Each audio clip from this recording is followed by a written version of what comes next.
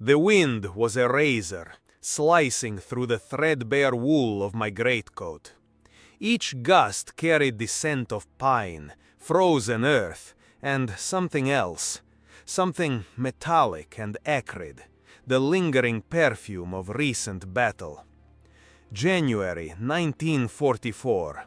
The Vistula was a distant memory behind us, a frozen ribbon we'd crossed under the indifferent gaze of a winter sky. Now it was just endless Polish forest, a monochrome world of white snow and black trees, stretching towards an unseen, unnamed German line. My name is Sergeant Alexei Volkov. They call me Volk, the wolf. Not for ferocity, not really. More for endurance, I suppose. For still being here when so many others are not. I lead what's left of 3rd Platoon, 2nd Company. Or rather, what's been scraped together and called 3rd Platoon. 7 of us now. 7 ghosts haunting a landscape already choked with them. Up front, Ivan, our scout, moved with a deceptive slowness, his massive frame somehow blending with the snow-dusted undergrowth. He'd grown up hunting wolves in Siberia. This was child's play to him, despite the constant gnawing tension. His head, wrapped in a filthy ushanka, turned methodically, scanning, listening. He was the reason we were still alive, more often than not. Behind me, I could hear the crunch of boots, the younger ones mostly. Dmitri, barely 19, clutching his PPSH submachine gun like a holy relic, his breath misting in the frigid air. He still had that wide-eyed look, the one that hadn't yet been hammered out by the realities of this war. Then there was young Pyotr, our medic, always looking burdened, his bag filled with bandages that felt more like prayer slips than practical aid against German steel. And Vasily, the machine gunner, hauling the Dertyaryov like it was an extension of his own stubborn will, his face grim.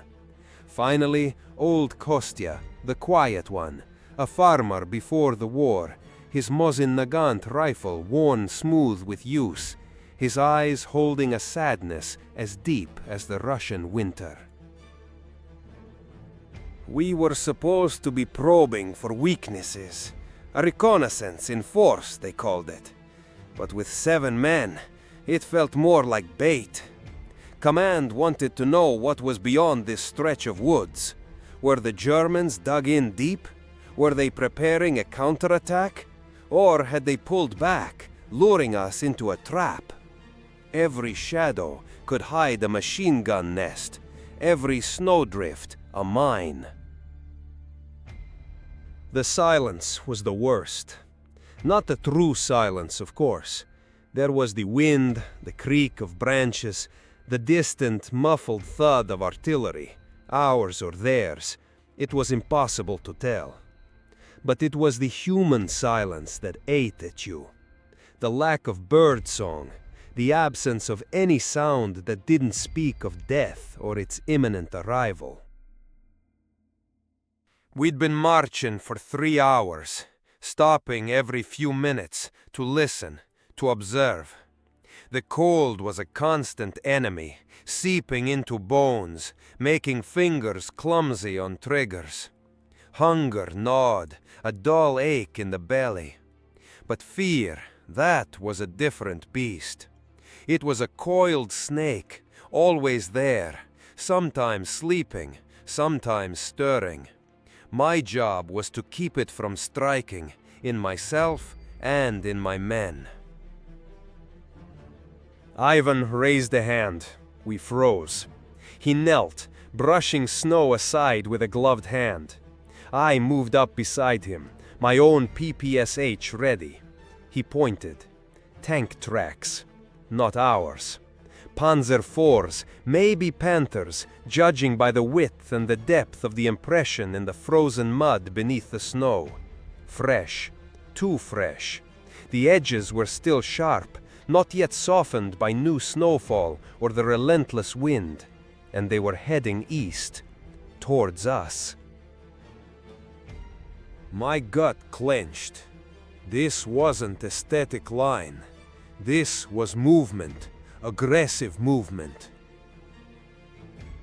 I scanned the tree line ahead, my eyes straining. The forest here was denser, offering better cover, but also better ambush positions for the enemy. "Dmitri, Vasily, set up the DP on that rise to the left," I whispered, my voice raspy. "Cover our approach.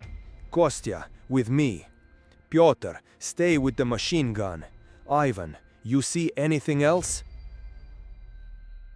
Ivan shook his head slowly, his gaze fixed on the tracks as they disappeared into the thicker woods. "They are close, Sergeant. Very close, and many." My hand tightened on my weapon.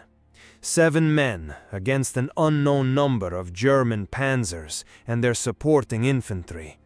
This wasn't reconnaissance anymore. This was survival.